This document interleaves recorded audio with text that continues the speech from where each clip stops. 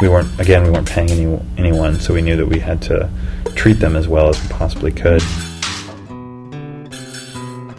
For me, it's definitely more enjoyable, and I like that atmosphere more than feeling like a bunch of people just come and then they make something and then they go home and it's like just was a job or something like that. You know? If we didn't feel like shooting, we didn't shoot.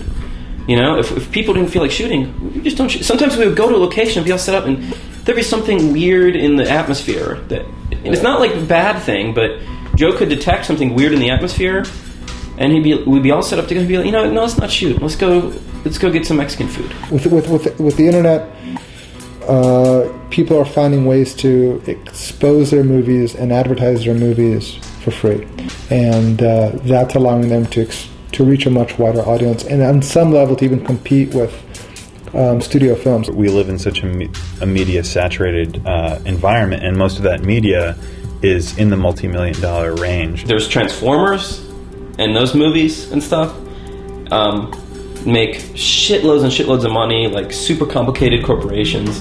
And then there's indie films that make nothing. Even the most successful ones make nothing, and that cost nothing. This is something very recent. It's something that's only really been around commercially for 5 to 10 years. 10 years at the very most. And I'm talking about digital technology all the way from camera to online editing. There isn't a lot of risk. Yeah. It's like, well, okay, we didn't make any money off that, but what did we lose? You know, nothing. I mean, I feel like Joe's, like, the 3 features he did first, like, really improved incrementally a lot. Like, first one's pretty rough. See, I haven't seen pretty. Kissing out of the mouth is rough, man. It's rough. And then LOL's like slightly, you know, like a degree better, and then Hannah's a degree better than that, and like hopefully, but normally that improvement would have to be stretched out over like 20 years, 10 years of somebody's career.